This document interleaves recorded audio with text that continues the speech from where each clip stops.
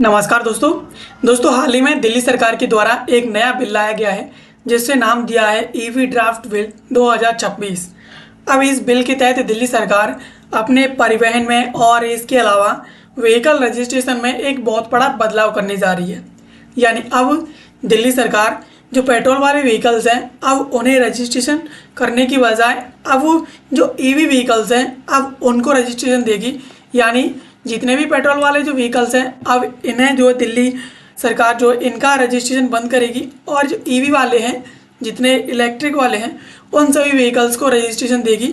साल 2030 तक इन सभी जो पेट्रोल वाले हैं जो व्हीकल्स हैं उन सभी को रजिस्ट्रेशन देना बंद करने वाली है।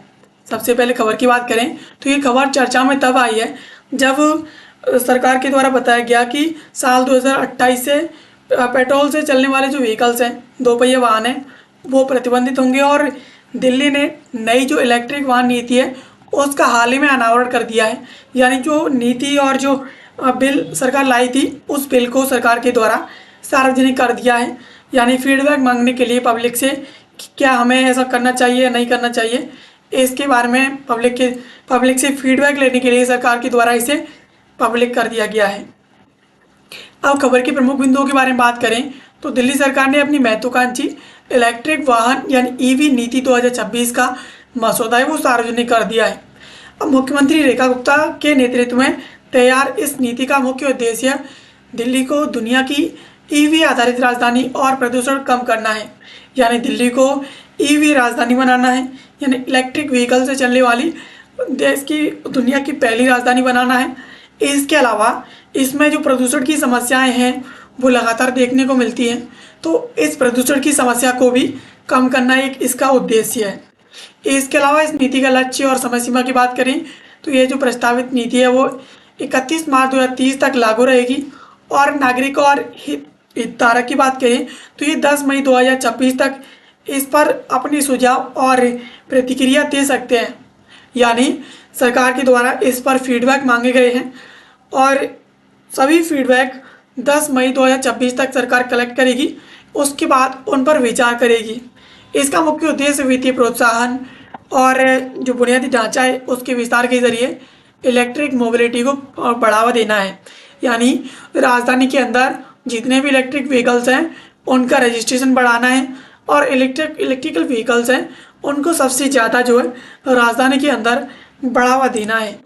अब पंजीकरण पर अनिवार्य प्रतिबंध की बात करें तो यहाँ पर ये जो प्रतिबंध है वो पेट्रोल व्हीकल्स है उन पर लगाया गया है और जो ईवी व्हीकल्स हैं उन्हें यहाँ पर प्रोत्साहन दिया गया है। यानी इलेक्ट्रिक जो तिपहिया वाहन है वो 1 जनवरी 2027 से दिल्ली में केवल इलेक्ट्रिक तिपहिया वाहनों यानी 3 व्हीलर्स हैं उनके लिए नए जो पंजीकरण है उनकी अनुमति होगी। और इलेक्ट्रिक 2 पहिए वाहन की बात करें तो 1 अप्रैल 2028 से दिल्ली में केवल इलेक्ट्रिक 2 पहिया वाहनों या 2 व्हीलर्स का पंजीकरण किया जाएगा।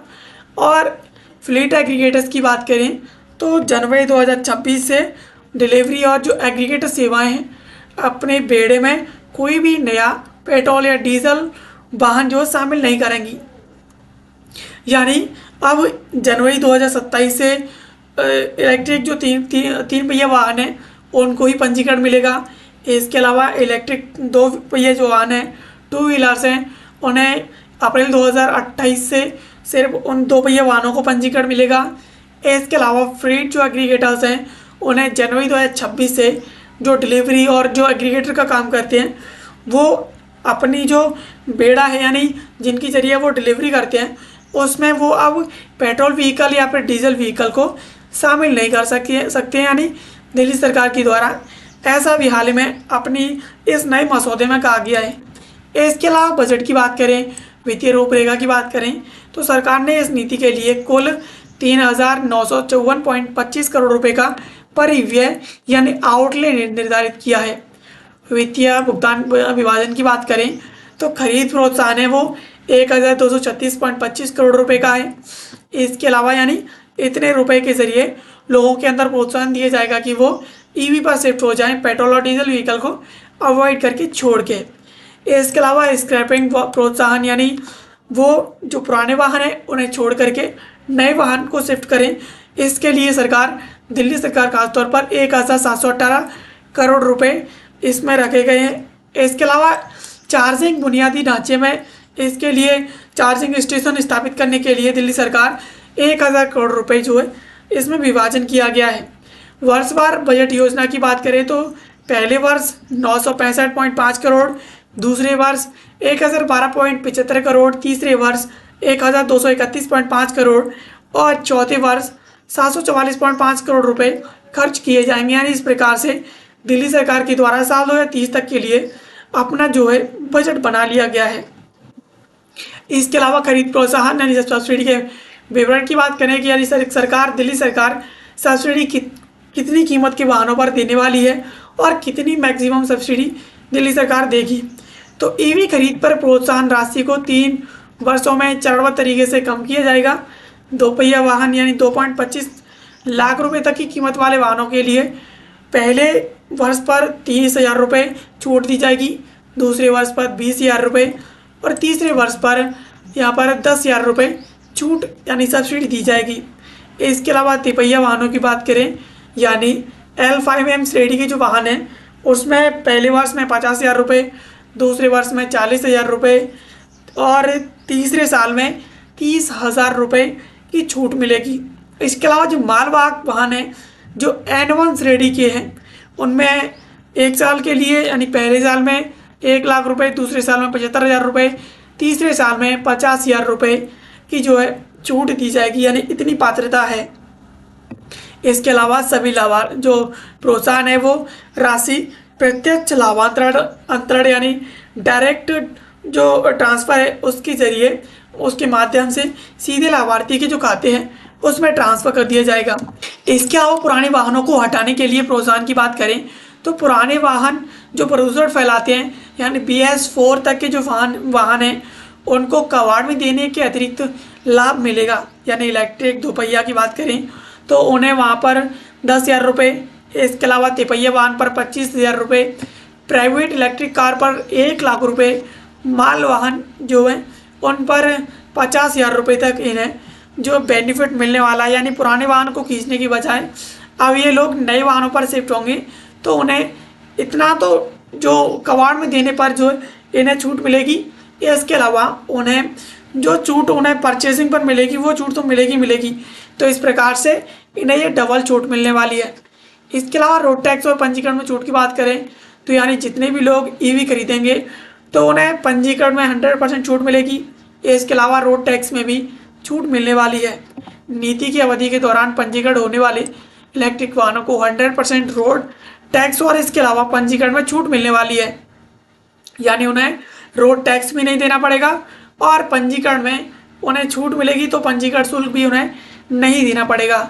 कीमत की सीमा की बात करें तो यह छूट है वो 30 लाख रुपए तक की जो कीमत है उसकी वाली जो कार है इलेक्ट्रिक कार है उन पर लागू होगी।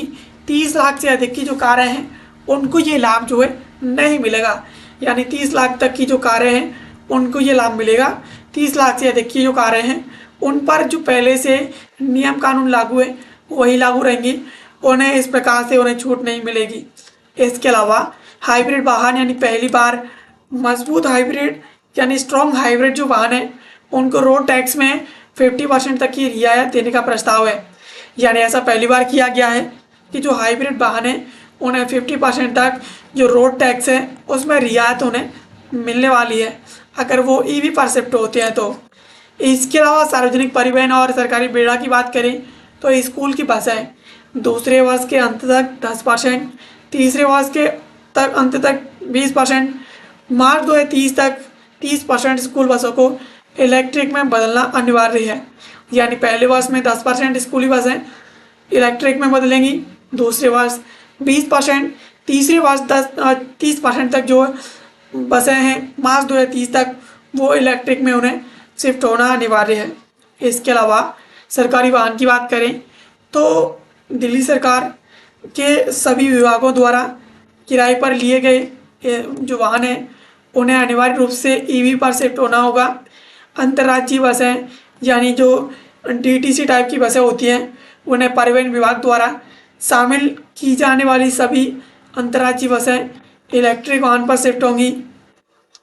इसके अलावा बैटरी प्रबंधन की बात करें यानी सरकार ईवी पर जोर दे रही है, तो ईवी बैटरी से चलने वाली है, तो यहाँ पर बैटरी का प्रबंधन भी अनिवार्य है।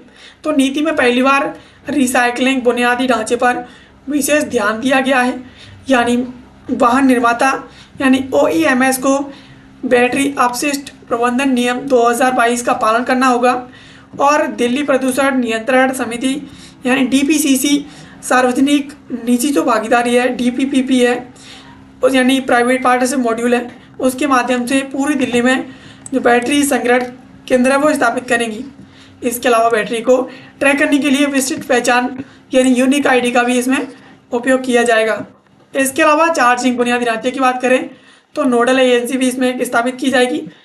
दिल्ली ट्रांसपोर्ट लिमिटेड यानी DTL को चार्जिंग बैटरी स्वैपिंग नेटवर्क के जरिए नोडल एजेंसी बनाया गया है। इसमें एक डिजिटल प्लेटफॉर्म भी पोर्टल भी तैयार किया जा रहा है। चार्जिंग स्टेशन की निगरानी प्रबंधन के लिए एक समर्पित पोर्टल विकसित किया जाएगा। डीलरशिप पर अनिवार्य चार्जिंग यानी सभी EV निर्माताओं OEMs को सभी प्रत्येक डीलरशिप पर कम से कम एक सार्वजनिक EV स्टेशन स्थापित करना अनिवार्य है, यानी हर एक डीलर के पास कम से कम एक EV का जो चार्जिंग स्टेशन है वो होना चाहिए। इसके अलावा इस नीति को लागू करने के लिए एक विशेष EV फंड बनाया जाएगा और परिवहन मंत्री की अध्यक्षता में यानी अध्यक्षता वाली एक शीर्ष समिति कार्यान्वयन और धन प्रबंधन की इसमें देखरेख करेगी। इसके अलावा मुख्य सचिव की अध्यक्षता वाली एक उच्च स्तरीय समिति विभिन्न विभागों के लिए समन्वय सुनिश्चित करेगी। तो इस प्रकार से दिल्ली सरकार पूरी तरीके से EV पर शिफ्ट होने जा रही है और मुख्यमंत्री रेखा गुप्ता दिल्ली को EV राजधानी दुनिया की पहली राजधानी बनाने जा रही है। तो इस प्रकार से ये दिल्ली के अंदर जो प्रदूषण है उसे भी कम करने पर जोर देगा। तो आई होप ये वीडियो आपको पसंद आई होगी। ऐसे वीडियोज़ के लिए आप हमें सब्सक्राइब कर लीजिए। मिलते हैं किसी अगले वीडियो में किसी नए और महत्वपूर्ण टॉपिक के साथ। तब तक के लिए आप सभी का बहुत बहुत धन्यवाद।